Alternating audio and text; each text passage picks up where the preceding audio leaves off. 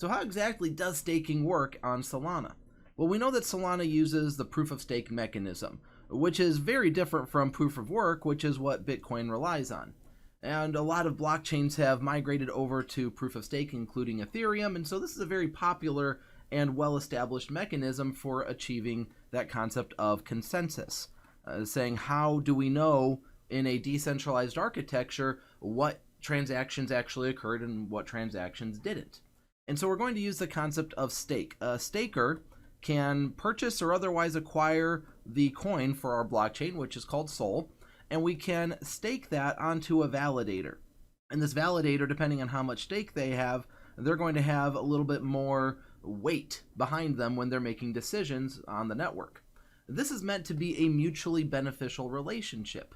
The staker is going to start off with some amount of stake, and they are going to receive rewards over the course of time. We're going to see this increase based on the APY, the annual percentage yield of the validator. And so if this staker stakes 100 SOL on the validator, and the validator has, let's just say something like 7% APY, which is about what we'd expect on a validator these days, maybe on the low side. But either way, what this is saying is that after a year, we will increase by 7%. So after an entire year has passed, that would be 12 months, we are going to have about 107 SOL in that account, which is very different. If I acquire Bitcoin and I've got some amount of Bitcoin in a wallet, then after a year, it's going to be the exact same after the year. There's not going to be any amount of growth on a proof of work type of blockchain. And proof of stake is very different. But again, this is a mutually beneficial relationship. The staker achieves a growth in their SOL that they staked, but the validator, as mentioned, gains this concept of weightiness, a little bit of more authority on the network. So this has a translation into voting power, because every vote on the network is weighted by stake, and they also get rewards. Validators come at a cost. We have to maintain hardware. We have to burn SOL in order to stay online. And so these rewards help to offset the cost and can even turn a validator profitable over time. And that's why you run a validator. And so what we realize here is that even though it's mutually beneficial, what we're finding is that the staker is delivering weight to the validator. And so we have to ask the question, which validator should we pick? What criteria should we use when we're looking around? Well, certainly one of the first steps is to weigh the APY. There's going to be a wide variance in APY. We might see validators as low as 2% APY and validators as high as 10 plus as far as the percentage is concerned. And so we might see validators anywhere along this range. And so there is the APY to consider. We could say, well, I'm just going to take the highest APY, and that's very logical. But again, we are giving voting power and rewards directly to the validator when we stake on them. And so we want to make sure that we are looking for validators that have a positive reputation, but also that contribute positively to the community and to the network. There are some validators out there that are cheating the system a little bit, which hurts the network for their own personal gain. And so even if they're offering a high APY for that, we might look at it and say, you know, I'm going to take a validator at a slightly lesser APY because this validator is honest. They have a positive reputation. They're contributing to the community and to the network, and that's good for all of us in the long term. Now, by the way, if this content is helpful, then please give it a like and share it, but also stake some SOL on LakeStake. We consider ourselves to be a positive member of the Solana community and contributing to the network, and we are grateful for every last Lamport. Now, how exactly does staking work once we decide to place our SOL onto another validator? Well, what really happens behind the scenes is a stake account gets created.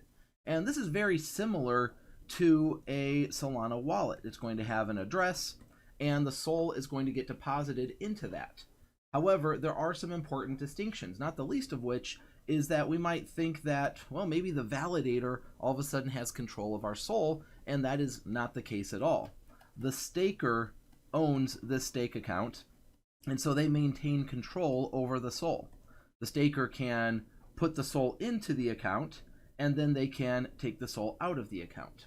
But this is another distinction between a staking account and a typical wallet, is that stake accounts are a single use for the most part. There are some slight caveats to this, but the idea here is that truly we're going to take some amount of SOL, however much we want to deposit, and we deposit that into the stake account, and then when we're ready to unstake that SOL, make it so that we could use it in exchanges or purchases, well, then I need to withdraw that and place it back into my wallet that I use for those transactions.